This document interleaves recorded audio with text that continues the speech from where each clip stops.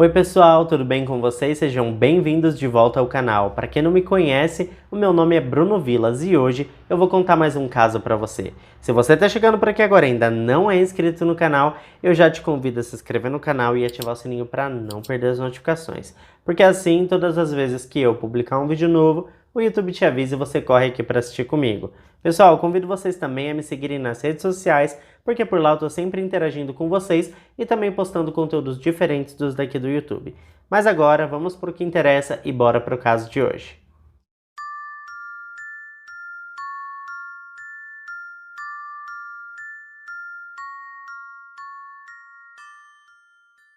O caso de hoje é bastante bizarro e eu decidi fazer porque diversos inscritos estavam pedindo para eu falar sobre ele há alguns meses já. Essa estranha história começa lá em San Antonio, no estado do Texas, nos Estados Unidos, com uma garota chamada Alyssa.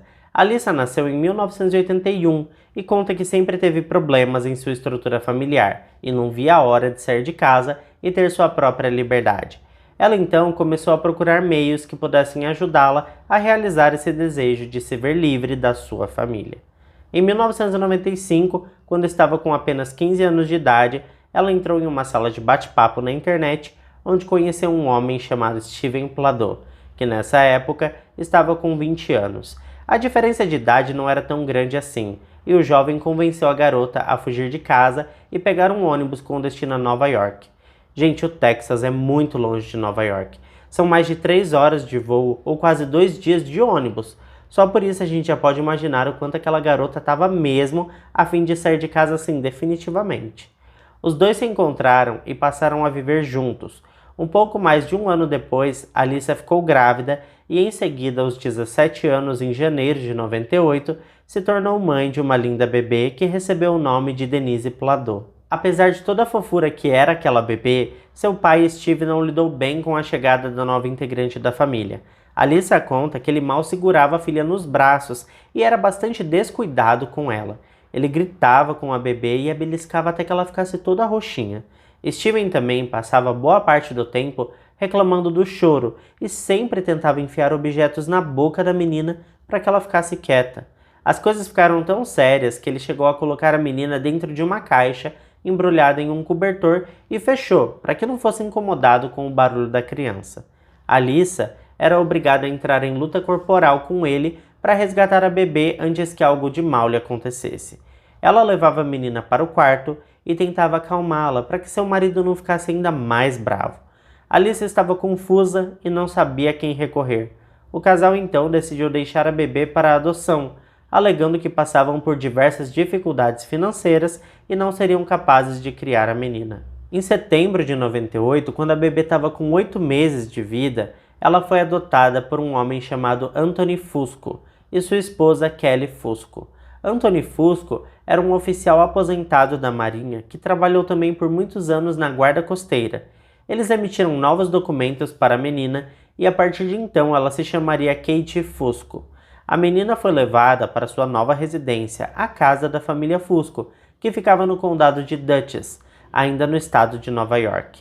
Alyssa ficou bastante abalada com a entrega de sua bebê, mas ainda assim continuou junto do Steven.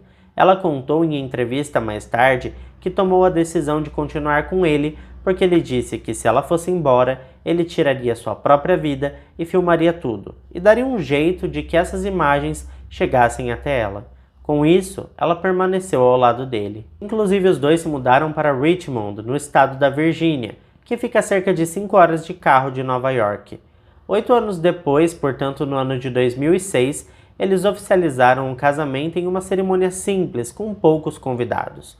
No ano seguinte, em 2007, nasceu a segunda filha do casal. 5 anos depois, em 2012, nasceu a terceira filha do casal. Portanto, agora eles tinham 2 meninas em casa. Alison informou que a essa altura os dois já estavam maduros o suficiente para cuidar e criar suas filhas por conta própria. O casamento continuou, mas o temperamento do Steven estava bastante prejudicial para a família. Fora os problemas que ele criava dentro de casa, ele também se mostrou incapaz de conseguir um emprego fixo. Alyssa passou a trabalhar em vários empregos para mantê-los com o mínimo de conforto possível. Além disso, Steven também mantinha em um esconderijo 4 armas que ele tinha comprado. Todas foram adquiridas legalmente, porque ele não tinha antecedentes criminais. Conforme o tempo passava, Steven se mostrava cada vez mais violento, raivoso, temperamental e imprevisível. Quando ele se tornava explosivo, ele arremessava móveis contra a parede, socava as paredes e quebrava tudo que via na frente. Aconteceu até um episódio no qual um gato da vizinha entrou na garagem da família e Steven ficou tão bravo com o animal que ele o matou com as próprias mãos e depois colocou o bichinho em um saco e jogou no lixo. Uma das filhas do casal foi diagnosticada com autismo, mas mesmo depois do diagnóstico, Steven continuou chamando a garotinha de retardada na frente de todo mundo, sem se importar muito mesmo. Com tudo isso, pessoal, fica evidente que o casamento dos dois estava indo de mal a pior, e Alyssa já cogitava se separar do marido, tanto que chegou ao ponto que eles não dormiam mais na mesma cama. Por outro lado, durante todo esse tempo em que Alyssa batalhava para manter suas filhas seguras e trabalhava horas exaustivas para não deixar faltar nada em casa, a uma distância de cerca de 340 quilômetros dali, Kate vivia uma vida maravilhosa ao lado de pais que a amavam e amigos que a admiravam. Kate tinha um grande talento para desenhar e sua temática preferida eram os desenhos em quadrinhos. Ela inclusive criou um blog na internet onde compartilhava suas experiências e também seus desenhos. Ela demonstrou interesse em cursar faculdade na área de publicidade e seguir carreira com publicidade digital. O tempo foi passando e absolutamente nada faltava na vida da garota. Contudo, quando ela estava com 16 anos, ela conversou com seus pais adotivos e falou com eles sobre o interesse que tinha em conhecer seus pais biológicos. Pouco tempo depois, quando estava com 17 anos de idade, ela conseguiu localizar seus pais biológicos e entrou em contato com eles em agosto de 2015 através do Facebook. Várias mensagens e chamadas de vídeo foram trocadas, até que em junho de 2016, quando ela estava com 18 anos de idade, Kate decidiu que era hora de conhecer seus pais biológicos. Para isso, ela resolveu adiar por alguns meses a matrícula na faculdade e passaria um tempo com eles antes de voltar para estudar. Os pais adotivos apoiaram a ideia da garota e imaginaram que aquele tempo com sua outra família, junto de suas outras irmãs, fariam muito bem para Kate. Alyssa ficou muito feliz quando ficou sabendo que sua filha mais velha estava embarcando para a Virgínia e passaria um tempo com eles. Sua chegada foi motivo de alegria e de festa para todos.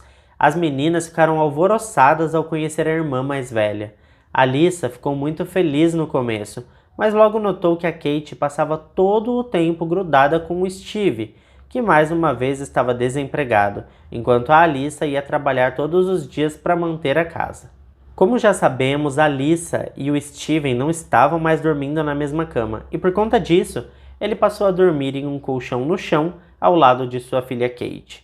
9 meses se passaram e em março de 2017, o divórcio estava concluído.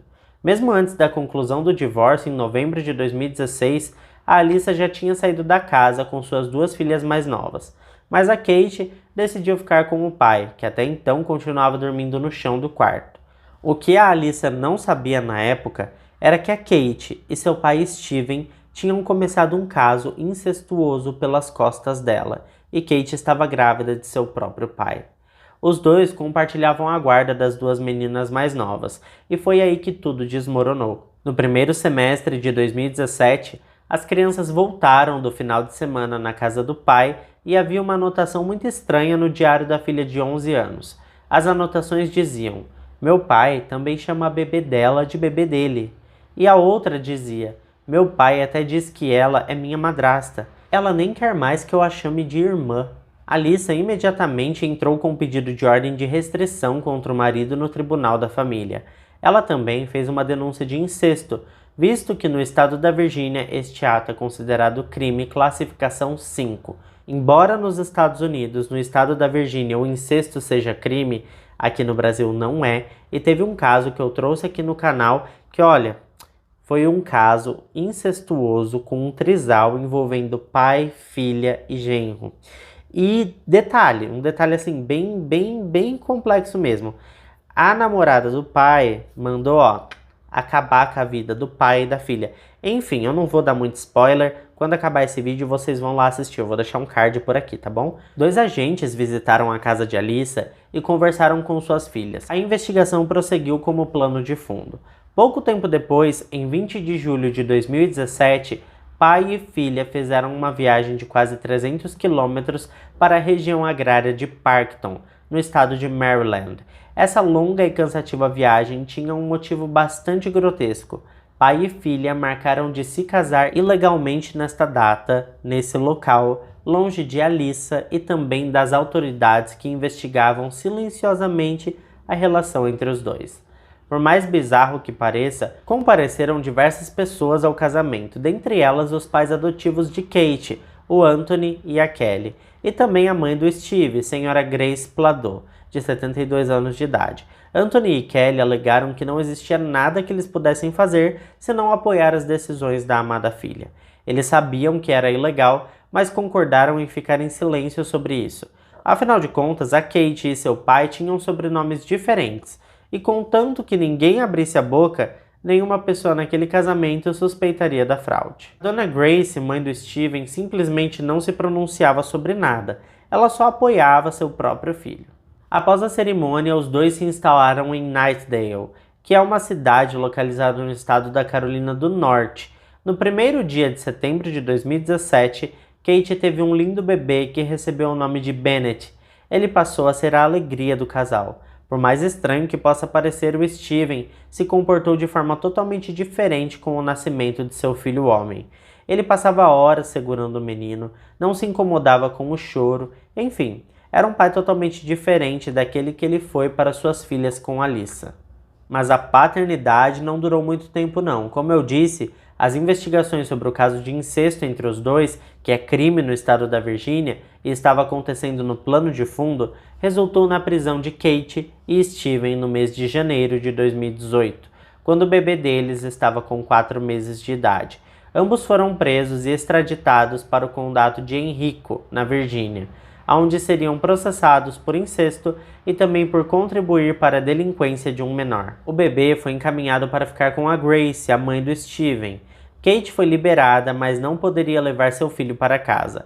Ela tinha direito a visitas com dia e hora marcada. Quando liberta, ela não poderia morar com a mãe do Steven, a Grace, porque o bebê estava lá. E ela também não poderia morar com a sua mãe Alyssa, porque obviamente ela não era mais bem-vinda em sua casa. Ela também não tinha condições financeiras para se manter sozinha, portanto ela voltou para a casa de seus pais adotivos, lá no estado de Nova York. Um mês depois, Steven foi solto para guardar o processo em liberdade após o pagamento da fiança no valor de $28 mil.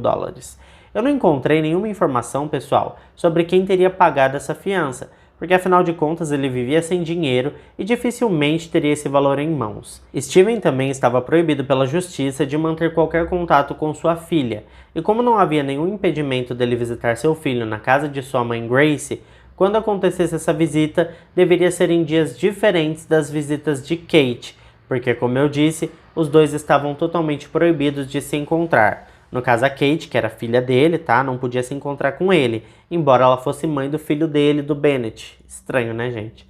Mas como já é de se imaginar, os dois começaram a se falar por telefone.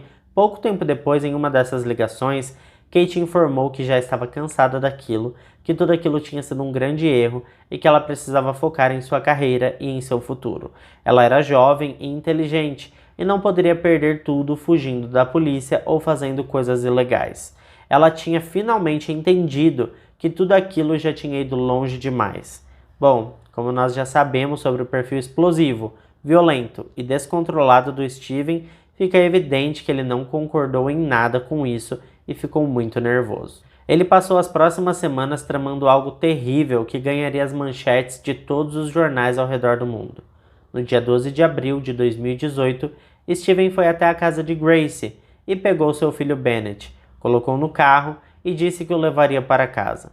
Como eu já disse para vocês, a Grace não batia de frente com seu filho, ela preferia evitar o confronto. Assim que chegou em casa, Steven sufocou o bebê até que ele parasse de respirar e o colocou em um armário. Alguns minutos depois, ele voltou para confirmar o óbito.